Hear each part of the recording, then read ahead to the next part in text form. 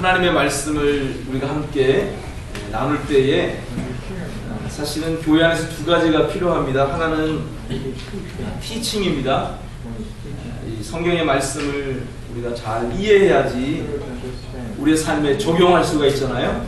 내게 주신 말씀으로. 그래서 교회에서는 많은 경우 사실은 티칭이 또 필요합니다.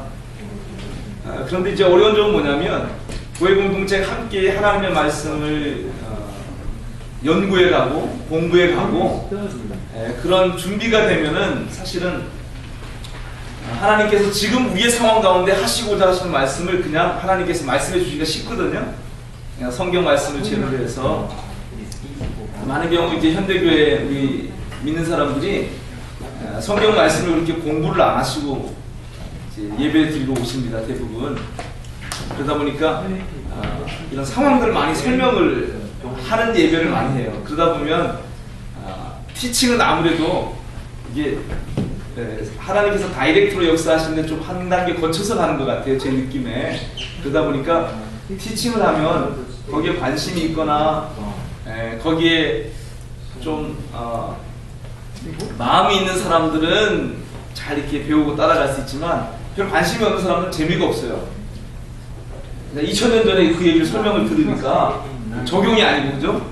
상황 설명을 들으니까 재미가 없는 거예요. 설교는 사실은 그 티칭이 깔려 있어야지 오늘 우리 가운데 하나님이 하신 말씀으로 우리가 선포를 할 수가 있거든요. 그래서 여러분 말씀 묵상을 우리가 함께 하는 이유가 바로 그겁니다. 그러니까 한 주에 한 챕터씩 이렇게 공부하는 이유는 말씀을 우리가 충분히 공부하고 연구해서 이게 과연 무슨 의미인가? 이걸 여러분들 공부해서 준비해 갖고 오시면 이 형제자매들이 함께 모인 자리에서 하나님께서 우리 가운데 오늘 나에게 주시고자 하는 하나님의 말씀을 마음껏 선포하시는 게 쉬워지거든요.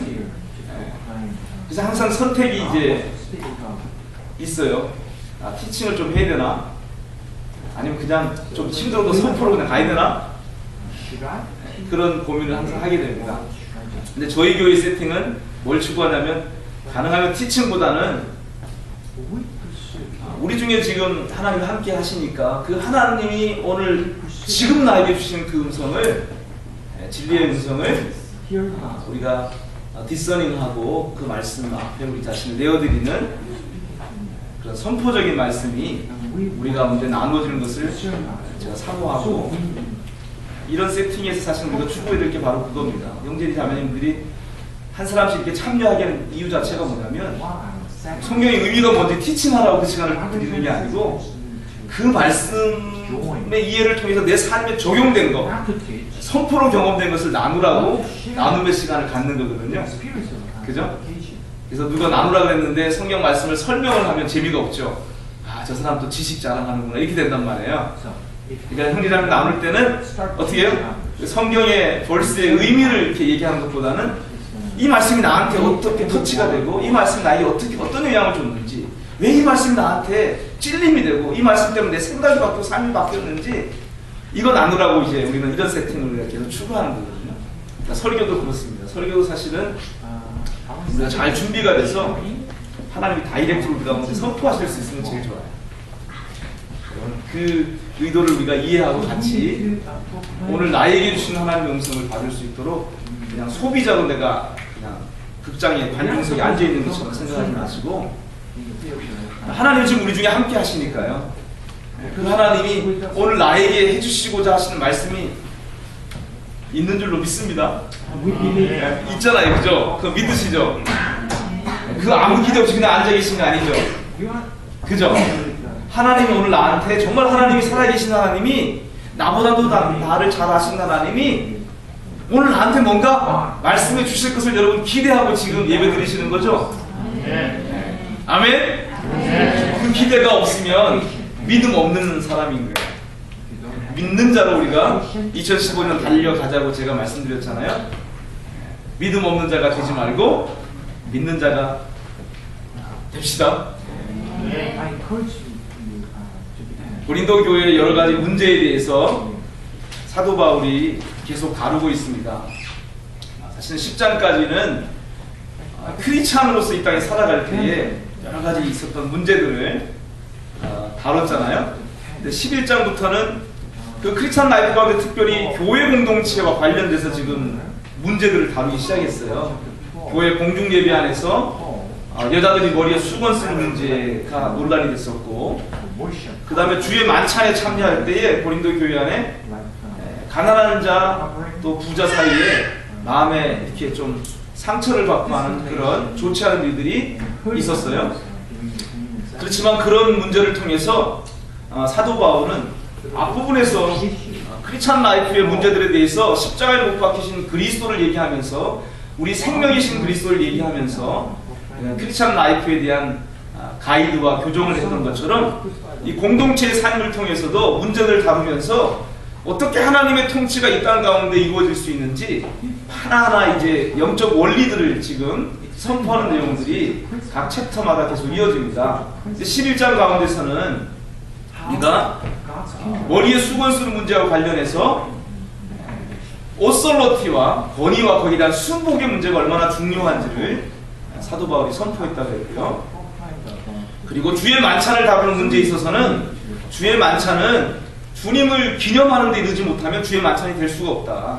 왜냐하면 주의 만찬은 우리가 어떤 누림을 갖는 측면보다는 우리 주님께서 우리가 주의 만찬을 하는 걸 통해서 주님께서 만족을 얻으시는 것이 주의 만찬의 중요한 의미이기 때문에 그냥 내가 주의 살에 참여하고 주의 피에 참여함으로 내가 주님과 연합하는 거기에 목적이 있는 게 아니고 더 나아가서 오늘 하나님 보좌 우편에 앉아 계신 그리스도께서 뭘 원하시는지, 뭘 하고자 하시는지, 십자가와 부활의 그 역사를 통해서 예수님께서 오늘 또 이 땅 가운데서 이루시려고 하는 그분의 갈망이 뭔지를 우리가 알고 주의 만찬을 통해서 그 주님을 오늘 내 삶 가운데 현재화시키는 것, 기억되게 하는 것, 그건 다른 것이 아니고 우리가 바로 주님의 몸으로서 주의 상에, 주의 만찬에 참여하게 될 때 주님이 기념될 수가 있는 것이다. 주님 만족할 수 있는 것이다. 근데 고린도 교회는 주의 만찬에 참여한다고 하면서 오히려 성도들 간에, 형제 자매들 간에 서로 주님의 사랑 안에서 기다려주고 희생해주지 못하고 자기 육신의 욕구와 만족도로 행동한 것 때문에 몸이 오히려 깨어지는 그런 일이 생겼기 때문에 책망을 강하게 했던 것이죠. 또 오늘 12장은 또 새로운 문제를 또 다루고 있습니다. 그래서 오늘 12장 시작할 때 보면 페리데라고 하는 헬라어로 시작하거든요. 뭐뭐에 관하여는 이렇게 시작하는 말입니다. 그러니까 우리 같은 논문 같은 거 쓸 때 뭐뭐에 대하여 논함 할 때 있잖아요. 뭐뭐에 대하여 할 때 이게 페리라고 합니다. 그러니까 어떤 주제를 딱 소개하는 거예요. 그러니까 이 얘기 뭐냐면 고린도 교회 형제 자매들이 사도 바울에게 교회 안에 어떤 문제에 대해서 질문을 한 것을 우리가 추측할 수가 있습니다. 무슨 질문이었냐면 자세하게 나와 있지 않지만 추론해 보건데 신령한 것에 대하여 질문했다고 했어요. Spiritual things에요. Spiritual matter. 영적인 문제에 대해서 질문을 했다고 해요. 정확하게 그것은 모르지만 14장까지 이렇게 쭉 가보면 대략 우리가 추측할 수 있는 문제가 뭐냐면 고린도 교회에 하나님의 은사, 성령의 은사가 많이 나타났어요. 그래서 성령의 은사를 받은 사람들 가운데 이런 사람들이 그냥 생기기 시작한 거예요. 내가 받은 은사가 더 좋은 거야. 내가 받은 은사가 이게 더 다른 은사보다 더 나은 거야 하면서 자기가 체험한 그 은사를 가지고 자기가 교회 안에서 더 높은 위치에, 더 귀한 위치에 있는 것처럼 생각하는 사람들이 있어서 교회 안에 논쟁이 있었고 분쟁이 있었다는 것을 우리가 알 수 있습니다. 특별히 고린도 교회 안에 어떤 사람들이 문제가 됐었냐면 예수님 믿기 전에 이방 종교를 섬겼을 때에도 뭔가 초월적인 어떤 사단의 귀신의 그런 역사 가운데서 좀 뭐죠? 엔수지즘이라나요? 이렇게 엔수지즘이 아니고 그 단어가 뭐죠? 완전히 그 화몰경에 엑스타시 화몰경이 이렇게 딱 들어가는 거 있잖아요. 예를 들면 무당이 굿하면서 어떻게 해요?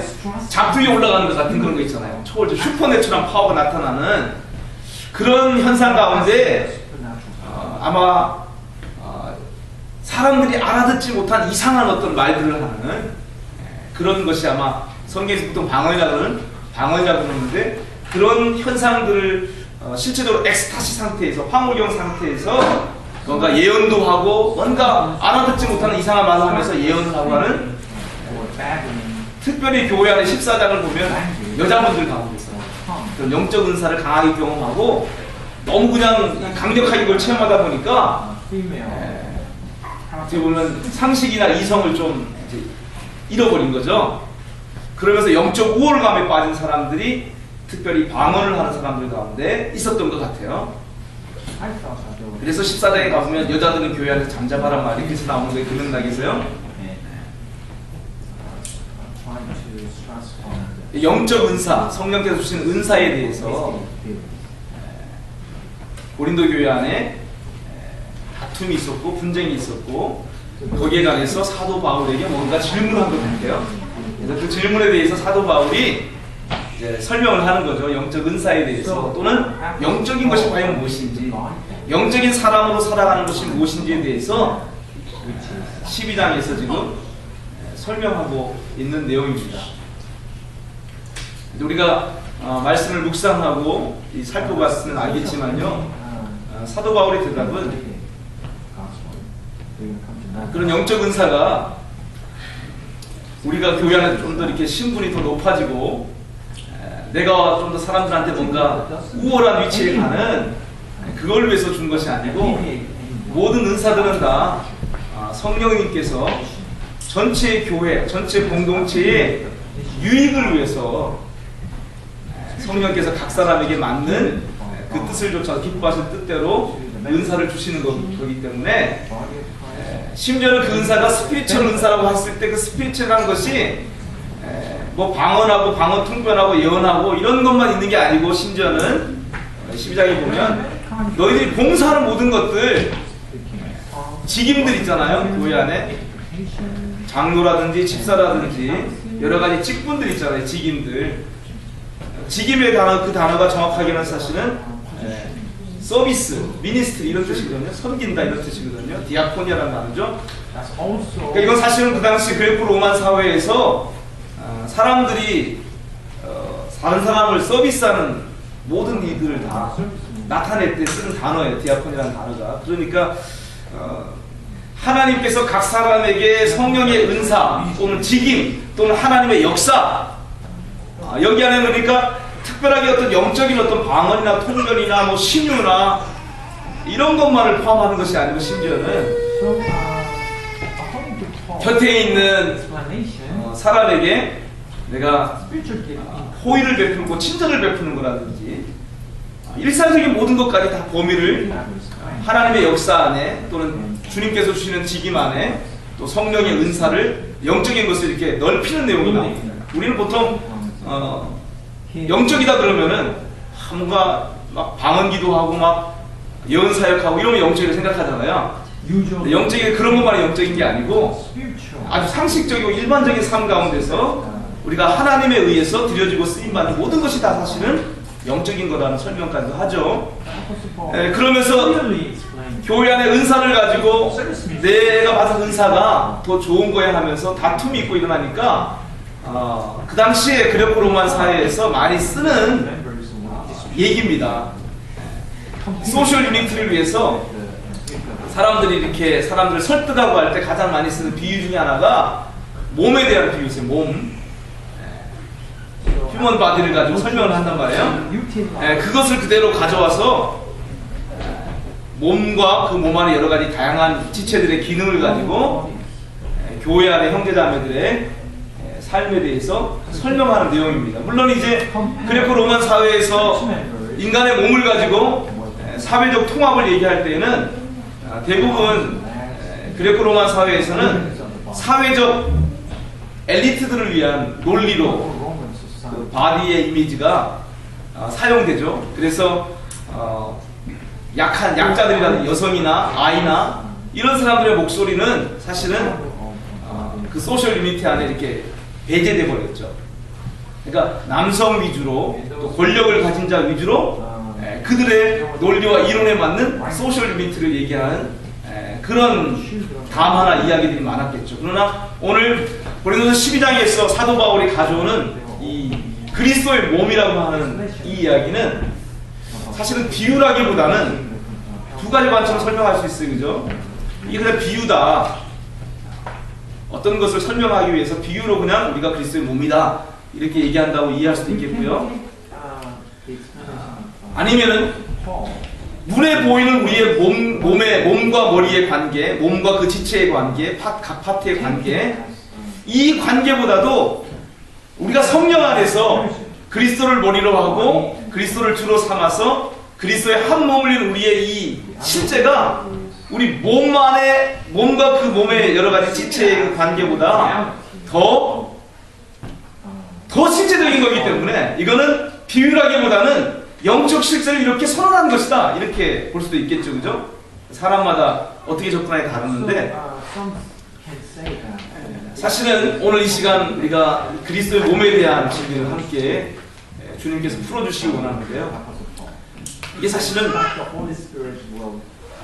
성경 전체의 모든 진리가 이 그리스도와 그의 몸이라고 하는 이 진리 안에 들어있습니다. 엄청난 무게가 있는 진리입니다. 사실은. 그래서 오늘 키벌스가 12장 27절입니다. 이 말씀을 우리가 어떻게 받아들이냐에 따라서 저는 여러분이 그냥 이게 어떤 실제를 설명하기 위해서 그냥 비유로 이렇게 얘기한 거다 이런 관점으로 취하는 것보다는 정말로 하나님께서 오늘 우리에게 너희가 그리스도의 몸이다라고 우리 몸과 우리의 그 몸을 이루는 각 파트의 관계보다 더 엄연한 영원한 하나님의 리얼리티로 우리에게 주신 말씀으로 받았으면 좋겠습니다. 그래서 이 진리가 좀 풀어졌으면 좋겠는데 오늘 말씀 나눌 때에 그래서 이 본문을 많이 설명하지 않을 겁니다. 이 본문을 많이 설명하지 않고 이 본문보다는 그리스도와 그의 몸을 이루고 있는 우리에 대해서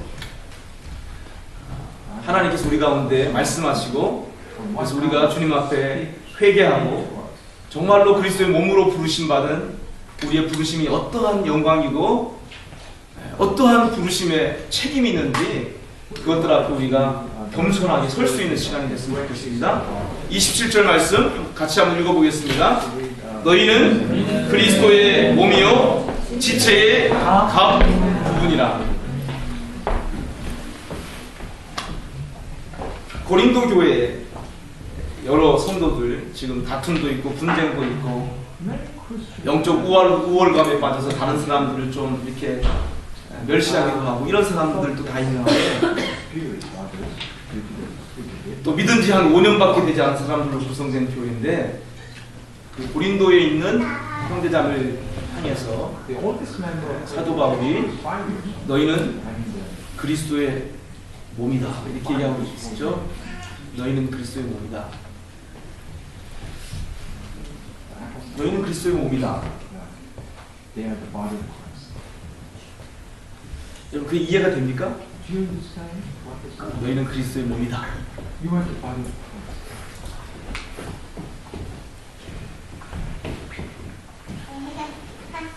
그럼 그리스도는 성경 전체의 주제죠. 성경 전체가 이 그리스도에 대해서 증거하는 거라고 우리 주님께서 친히 말씀하셨죠. 그죠? 그러니까 복음의 핵심이죠. 이 그리스도를 우리가 아는 것이 복음을 아는 것이고 근데 이 그리스도가 우리가 공부했죠. 복음에 대해서 공부할 때 그리스도가 누구신가 했을 때 그리스도는 참 하나님이시면서 참 사람이신 분이다. 그렇게 우리가 공부했어요.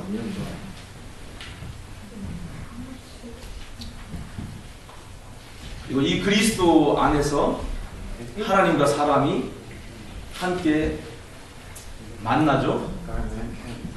그래서 그리스도는 화해의 제물일 뿐만 아니라 화해의 장소가 되시는 거죠. 로마서에 따르면 화해의 속죄소가 되시는 거예요. 화해의 장소.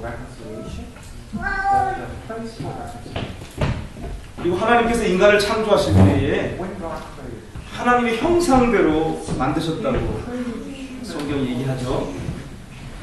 정수 기자분 땡기세요. 중요한 진리이기 때문에 하나님을 향한 마음을 가지고 우리가 지금 계속 말씀을 바뀌고 합니다. 근데 사도 바울은 그 하나님의 형상을, 보이지 아니하신 하나님의 형상을 그리스도라고 또 정의 내렸었죠.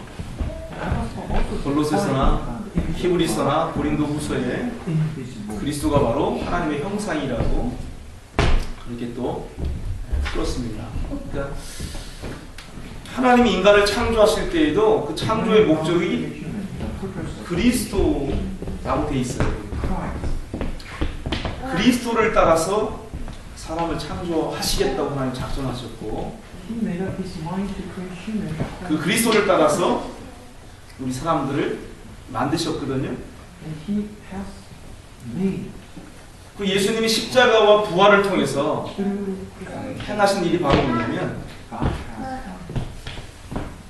그분이 그리스도이신 것을 증거하신 거예요. 한마디로 얘기하면 하나님이 사람이 되셨는데 그분을 우리가 예수님이라고 불렀잖아요. 성경에서.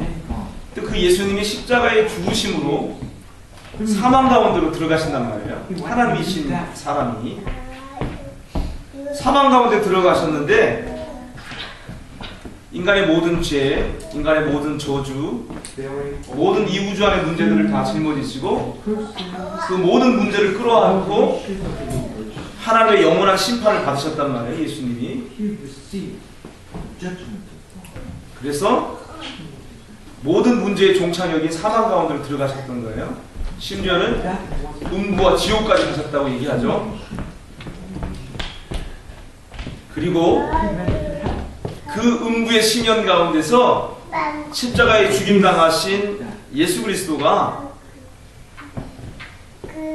그 죽음 가운데 붙들려 계시지 아니하시고 그 사망이라고 하는 것이 얼마나 생명이신 하나님께는 아무것도 아닌 것인지 우리는 그렇게 두려워하고 있는데, 사망에 대해서 그것들을 증거해 주신 것이 바로 뭐냐면 3일 만에 그분이 부활하신 거예요. 그래서 그 부활을 통해서 분명하게 하나님이 증거하신 게 뭐냐면 이 십자가에 달려 죽은 예수가 바로 그리스도고 하나님이다 라고 하는 것을 우주 가운데, 역사 가운데 증거해 주신 것이 십자가의 죽으심과 부활의 의미예요. 근데 보세요.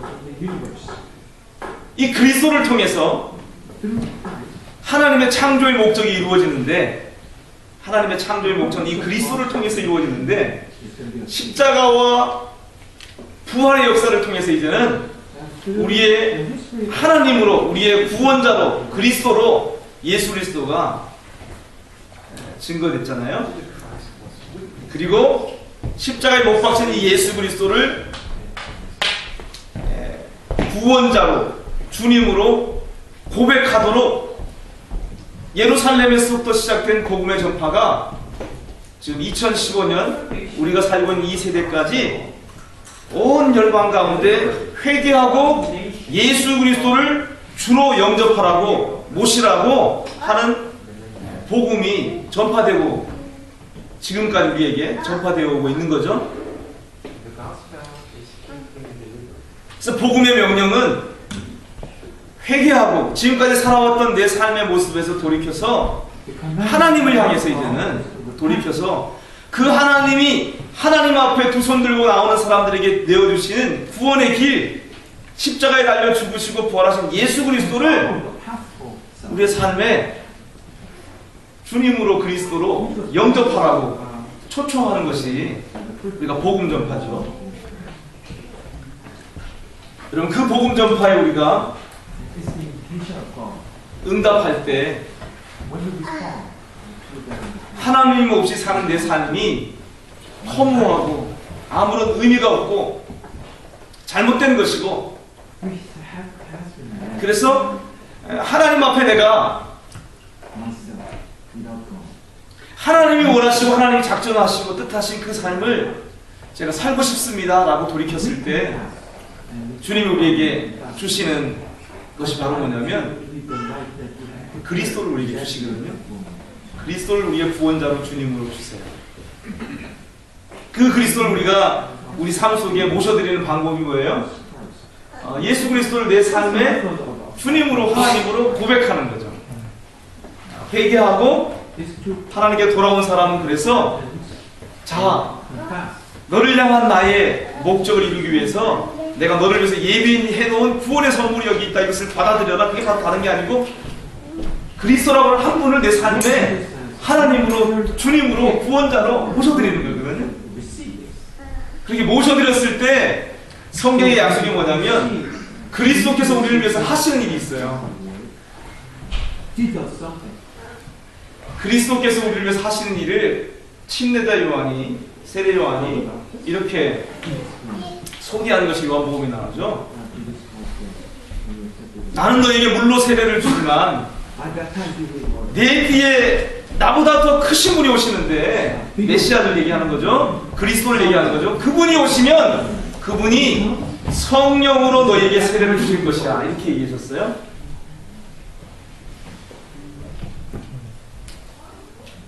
그러니까 예수 그리스도가 십자가와 부활을 통해서 아버지의 모든 뜻을 다 이루시고 성취하셨는데, 그 모든 것을 성취하신 예수 그리스도를 회개하고 내 삶 속에 주님으로 하나님으로 모셔드릴 때에 예수님께서 우리를 위해서 해주신 일이 뭐냐면요, 예수님의 이름 안에서 우리에게 성령을 보내주시는 거거든요. 하나님의 영을 보내주시는 거죠. 성령을 우리에게 보내주시는 거죠. 근데 그것을 세례 요한은 성령에 의해서 잠겨지는 거, 밥티조라는 말인데 물속에 이렇게 잠겨지는 거, 성령에 완전히 빠지는 거, 성령에 잠겨지게 할 분으로 예수님을 소개했던 거고, 실질적으로 사도행전 2장은 오순절날 사건은요, 예수 그리스도를 회개하고 주로 고백한 믿음의 사람들이 성령에 잠겨지는 사건을 기록한 내용이에요. 성령 안에 완전히 잠겨지는. 그럼 여러분, 우리가 물속에 우리가 빠지잖아요. 물속에 빠지면 우리가 죽잖아요. 물속에 빠지면 죽는데 내 바깥에 물이 완전히 나를 덮고 있겠죠. 그리고 그 물속에 들어간 나는 또 어떻게 됩니까? 모든 구멍으로 물이 다 들어오겠죠. 내 안에 물이 들어오겠죠. 그죠? 성령으로 세례를 받는다는 그 이미지 안에는 오늘 고린도 12장이 그런 이미지를 설명하고 있습니다. 13절에서 예수님께서 우리를 성령으로 세례를 주시면 우리가 성령님 안에 잠겨지게 되고, 그 성령님 안에서 우리가 성령님을 마시게 돼요. 너희는 그리스도의 몸이라고 이렇게 얘기했는데, 오늘 우리가 그리스도의 몸이라고, 오늘 토론토에 살고 있는, 광명 토론토에 살고 있는 우리를 향해서도 성경이 너희는 그리스도의 몸이다 이렇게 얘기하고 있는데, 이 부분에 대해서 우리가 주님의 몸이 된다는 것이 어떤 것인지 아무래도 느낌이나 감각이 없을 수 있어요. 그냥 하얀 종이에 기록된 까만 글자, 그리스도의 몸. 근데 그렇게 이걸 대할 수 있습니다. 지금 우리의 상태가 그럴 거예요. 너희는 그리스도의 몸이다. 이 그리스도가 어떠한 분인지 우리가 알면은 그리스도의 몸의 지체의 각 부분이 되는 것이 얼마나 영광스러운 것인지, 얼마나 높고 존귀한 부르심인지 우리가 이것을 안다면, 이 간단한 얘기가 아니거든요. 너희는 그리스도의 몸이다, 이 얘기가. 여러분, 주님께서 십자가에 못 박혀 죽으시고 부활하신 목적이 뭐냐면요, 오늘 하늘 보좌 하나님 아버지 우편에서 우리 하나님께서, 예수 그리스도께서 갈망하시고 소원하신 것이 뭐냐면요, 이 땅에 그분의 몸을 얻으시는데, 우리는 그래서 교회에 대해서 하나님이 말씀하시는 교회에 대한 우리의 이해와 하나님이 말씀하시는 교회에 대한 하나님의 생각과 그냥 내버려 두세요. 괜찮아요? 괜찮아요. 내버려 두세요. 마음대로 그냥 놀게 하세요. 신경 쓰지 마세요. 괜찮아요. 신경 쓰지 마세요. 신경 쓰지 마세요. 여기 집중하세요. 지금 제가 어려운 부분들, 말로 잘 안 풀어지는 부분들을 지금 설명하니까 더 여러분 더 집중해 주셔야 돼요.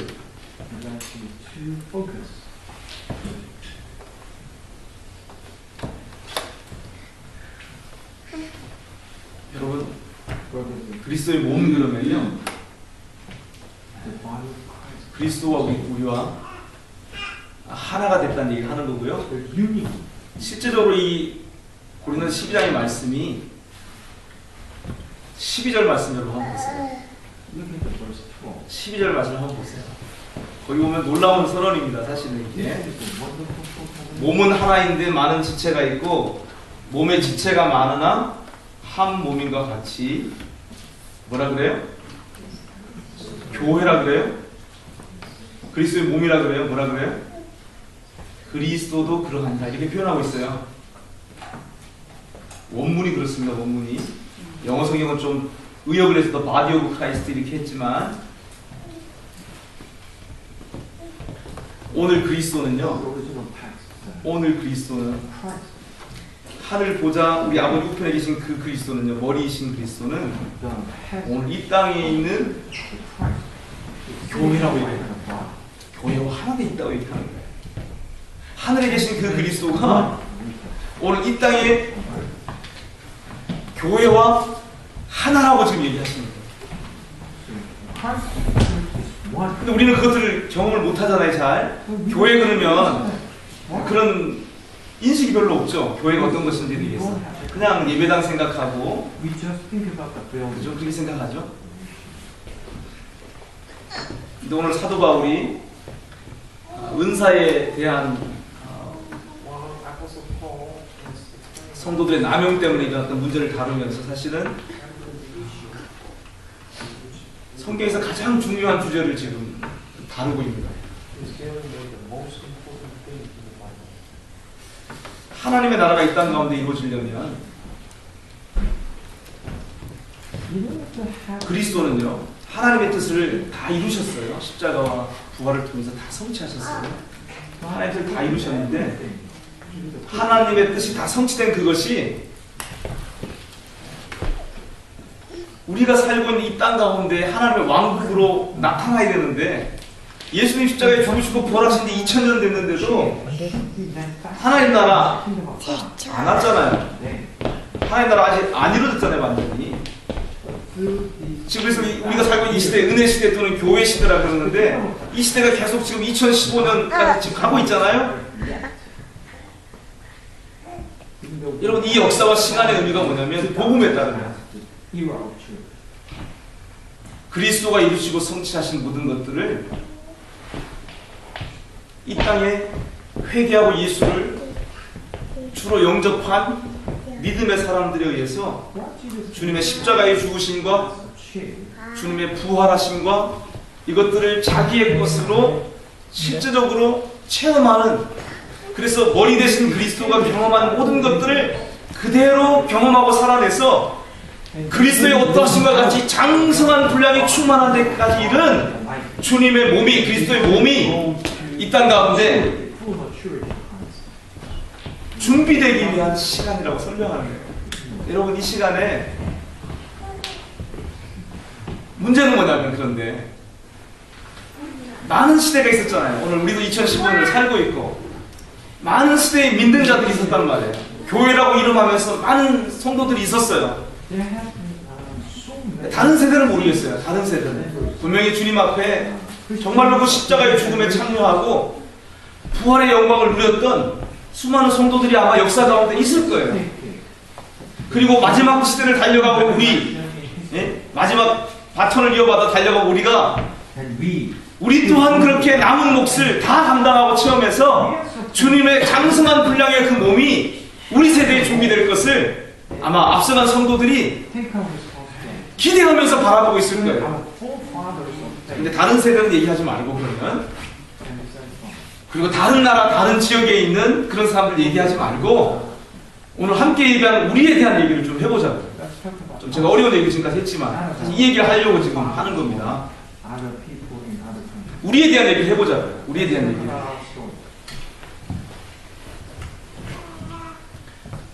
여러분, 지금 우리는 그리스도의 몸이 무엇인지, 내가 그리스도의 몸의 지체로 지금 내가 여기 있다는 것을 머리끝에서 발끝까지 온몸으로, 여러분의 지정의 전인격으로 나는 그리스도의 몸이고 그 몸의 지체가 되어 있다. 그것을 여러분 누리고 계십니까? 못 누릴걸요? 여러분, 그리스도의 몸이구나 이거 경험한 사람 많지 않습니다. 이게 그리스도의 몸이구나. 영광스럽구나. 이걸 경험한 사람 많지 않아요. 오늘 본문 12장에 우리 가운데 어떻게 우리가 그리스도의 몸이 될 수 있는지를 얘기하고 있는 거예요. 어떻게 우리가 그리스도의 몸을 경험할 수 있느냐. 야, 우리가 그리스도의 몸이구나. 그리고 이 몸의 지체되는 각 부분이 바로 나구나. 내가 작지만 내가 여전히 하나님 보시기에 예배도 빠지고 헌금 생활도 제대로 하지 않고 기도 생활도 하지 않고 형편없는 삶을 사는 것 같은데 내가 바로 그리스도의 영광스러운 몸의 지체구나. 이것들을 우리가 경험할 수 있는 비결이 딱 한 가지 있어요. 그게 뭔지 아세요? 여러분, 오늘 교회 안에 진짜 하나님의 교회를 사모하면서 진짜 교회 되보려고 씨름하고 노력하는 많은 사람들이 있습니다. 우리만 그런 게 아니고 많은 사람들이 진짜 교회 한번 되보자 그러고 씨름하는 사람들이 있었어요. 지금도 있죠. 그래서 각자의 신앙 양심 안에서 하나님 깨닫게 해주신 대로 최선을 다해서 대가를 지불하면서 교회의 그 길을 걸어가는 사람들이 있어요.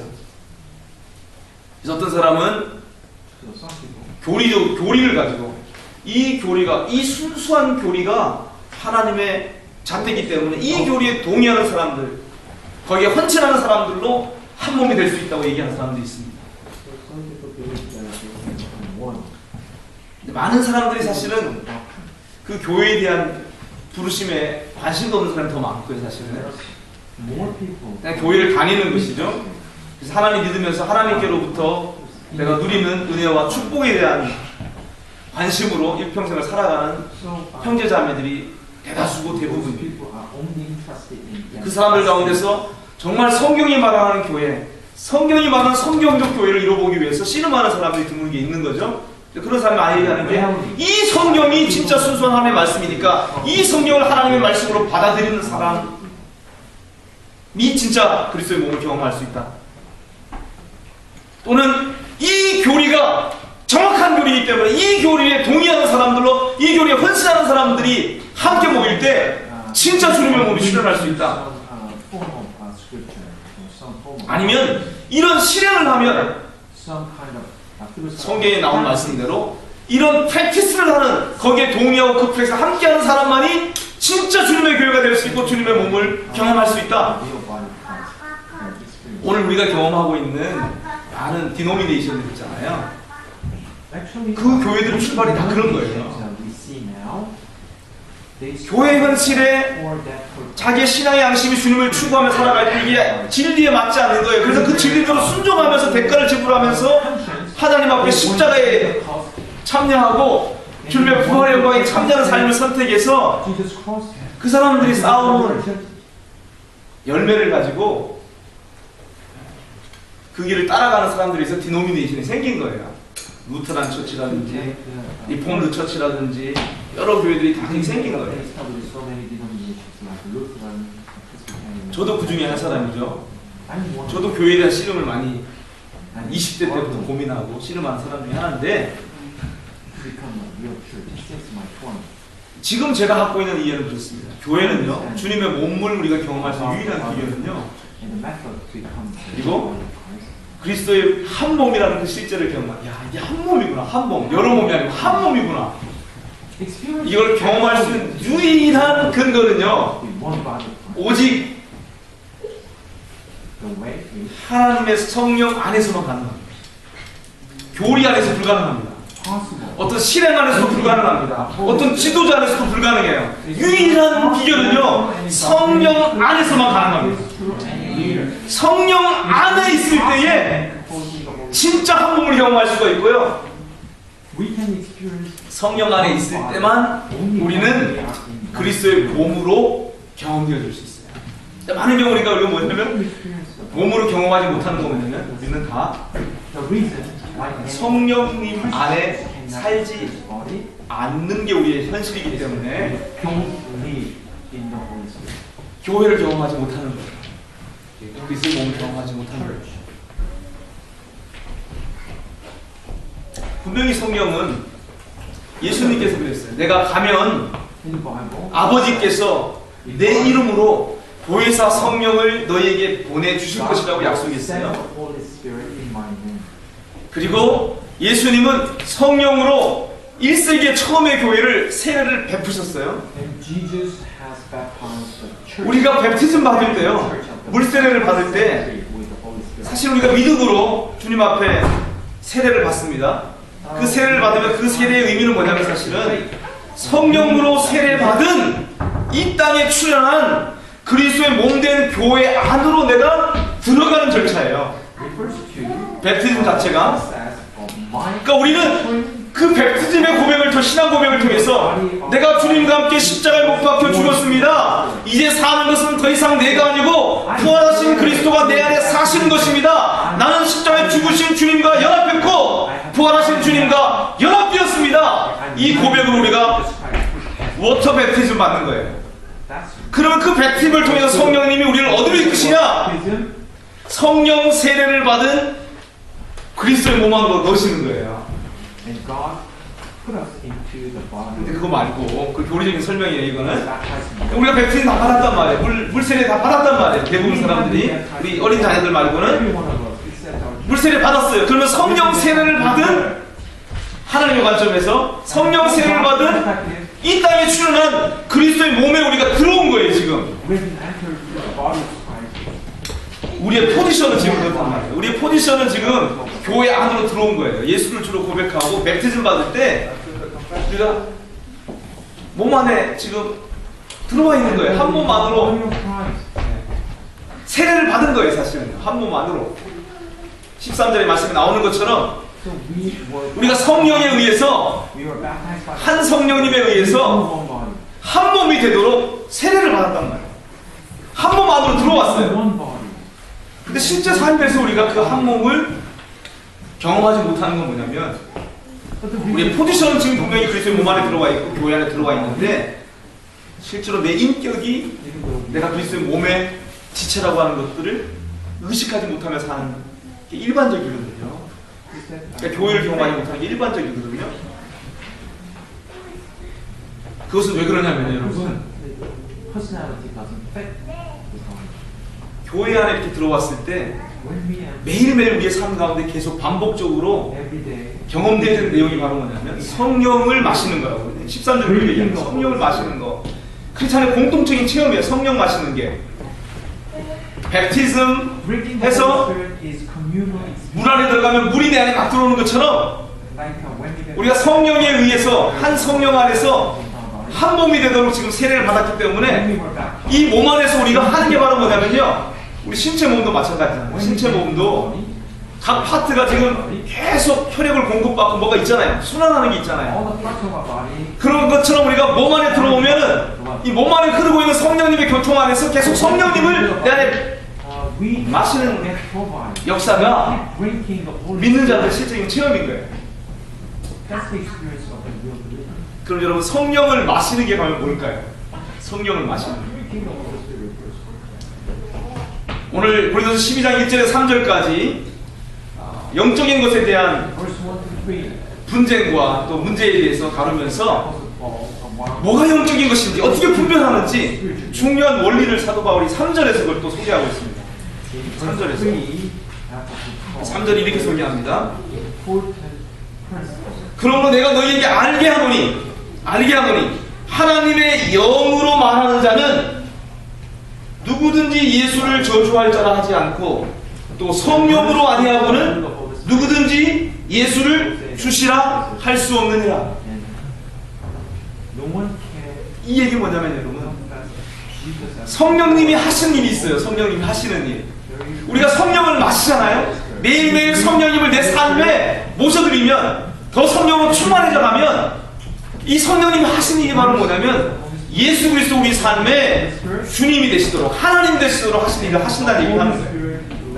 그래서 하나님의 영이 우리 삶 가운데 우리를 터치하시고 우리를 이끌어 가시고 역사하시면 그 삶의 특징은 어떻게 표현되냐면요, 큐리오스 이에수스, 주 예수, 예수님이 내 삶의 주님이다, 예수님이 주인이다라고 하는 그 심령에서부터의 고백이 매일매일 삶 가운데서 되어지도록 하신다는 거예요. 다른 얘기가 아니라 이 얘기는 계속 우리가 예수님을 내 삶의 주님으로 고백하면은 우리가 성령님을 영으로 마시는 것이고, 성령님을 마시는 것은 성령님 어떤 일을 하시냐, 예수를 주로 고백할 때 성령님이 우리를 실제적으로 십자가의 죽으심과 하나 되게, 그리고 주님의 부활과 하나 되게 성령님이 그 일을 하신다고 얘기하는 거예요. 오늘 우리 삶 가운데 주님의 교회로 경험되어지는 유일한 길이 바로 성령님에 의해서 예수가 내 삶 가운데 계속 주님이라고 고백되어지고, 무엇을 하든지 말이나 일이나 다 이 주 예수의 이름으로 하고, 이걸 통해서 성령께서 우리를 그리스도의 죽음과 하나 되게 하시고 그리스도의 부활과 하나 되게 하시는 그 실제의 일을 하신다는 이 설명 안에 우리가 그리스도의 몸으로 이 땅 가운데 세워질 수 있는 비결을 지금 고린도전서 12장에서 소개하고 있어요. 이 말씀을 나누면서 오늘 제 마음속에 그런 도전이 있습니다. 어떤 도전이 있냐면, 우리는 지금 과연 성령의 세례를 이론적으로 우리가 받았잖아요. 이론적으로 지금 우리가 물세례 받으면 성령 세례 받은 교회 안에 들어와 있잖아요. 근데 그 성령 세례가 성령에 의해 잠겨지고, 그리고 매일매일 삶 속에서 모든 일 가운데 예수를 주로 시인하고 고백하고 인정함으로 성령님에 의해서 내 생각과 내 고집과 내 자아가 죽음 가운데 넘어가고, 그래서 내 뜻과 내 생각이 아니라 실제로 내 안에 계신 성령에 의해서 예수의 생명을 살아내는 그 실제가 우리 삶 속에 있는가 하는 것이죠. 그러니까 성령의 세례를 받았다고 우리가 교리적으로는 분명히 그렇게 설명할 수 있는데, 그 성령의 세례 받음을 실제로 매일매일 삶 속에서 경험하고 있냐 이거죠. 체험하고 있냐 이거죠. 체험하는 비결이 사실은 다른 게 아니고요, 예수님의 이름을 내 삶 가운데, 내 심령 가운데서부터 그분이 내 삶의 주님이라고, 그분이 바로 나의 하나님이라고, 나의 마스터라고 고백하면서 내 생각을 그분 앞에 굴복시키고, 주님이 원하시는 그 삶을 내 안에 계신 성령을 의지해서 선택하고 살아가는 그 삶을 통해서 우리가 진짜 그리스도의 몸으로 경험되어지는 역사가 우리 생애 가운데 가능합니다.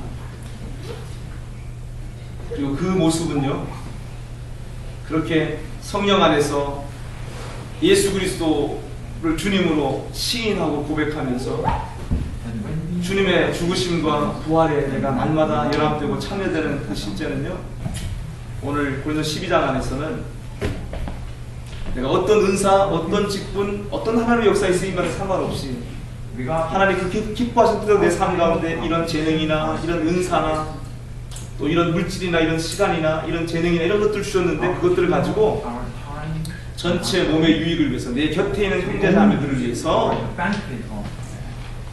서로 돌아보고, 서로 나보다 형제자매를 또 존귀히 여기고 낮게 여기고 그들을 사랑하고 섬기는 것으로 내 안에 계신 성령님, 내 안에 계신 하나님의 영이 그렇게 살게 해주신다고 약속하고 있는 거죠.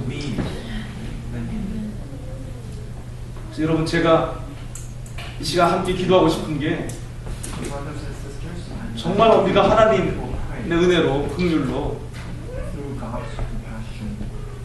그리스도의 몸으로 세워지는 그 경험들을 하기를 소원합니다. 그 기도를 좀 했으면 좋겠습니다. 내가 정말 주님 앞에 회개한 사람인지 한번 점검해 보십시오. 내가 정말로 하나님께로 돌이킨 사람인지 한번 점검해 보십시오. 그리고 내 안에 나를 구원할 길이 없고 오직 하나님 말고는 방법이 없기 때문에 하나님 앞에 두 손 들고 정말 돌이킨 사람인지 한번 점검해 보십시오. 그 기도 한번 해보십시오. 그리고 주님 앞에 그렇게 나왔다면, 회개했다면 분명히 주님께서는 우리에게 십자가에 달리신 그리스도를 보여주실 거예요. 근데 여러분, 여러분의 심령의 눈에 지금 십자가에 못 박히신 하나님의 아들 그리스도가 보이시는지 한번 점검해 보십시오. 그 체험이 있는지. 십자가에 못 박힌 예수 그리스도가 바로 내 죄로 인해서 나를 위해서 죽으신 하나님이시다는 것을 내가 정말로 주목하여 보고 있는지, 그거 여러분 하나님 앞에 한번 가져가 보십시오. 그리고 부활하신 그 주님이 오늘도 내 삶 속에 성령으로 함께 하시면서 매일매일 삶 가운데 예수를 주로 시인하고 인정하고 고백할 때마다 내 삶을 그렇게 십자가의 죽음 가운데로, 부활의 권능 가운데로 이끌어 가신다고 성경은 얘기하고 있는데, 그래서 주님의 몸이 이 땅 가운데 준비될 수 있도록 우리를 이끌어 가실 거라고 지금 소개하고 있는데, 아니, 내 삶 가운데는 예수를 매일매일 삶의 자리에서 주님으로 간절히 부르고 찾는, 의지하는 심령의 고백, 무엇을 하든지 모든 일 가운데, 모든 말 가운데 내 생각대로, 내 생긴대로가 아니라 주 예수의 이름 안에서 예수를 주로 고백하는 그 믿음으로 사는 삶을 지금 내가 살고 있는지, 그 형제자매들의 관계 안에서 한번 여러분 이 시간 그렇게 한번 기도해 보십시오. 정말로 내가 성령에 붙들려서 성령님 안에서 내가 내 옆에 있는 내 가족들, 내 형제자매들 정말로 사랑하는지, 사랑하는 능력이 성령님 안에 있고 우리 안에 임하신 예수 그리스도 그분의 생명 안에 다 있거든요. 이 시간 한번 우리는 12장에 너희는 그리스도의 몸이요 지체의 각 부분이라 이 말씀을 가지고, 이 말씀이 내 삶 가운데 실제가 되는 그 은혜를 베풀어 달라고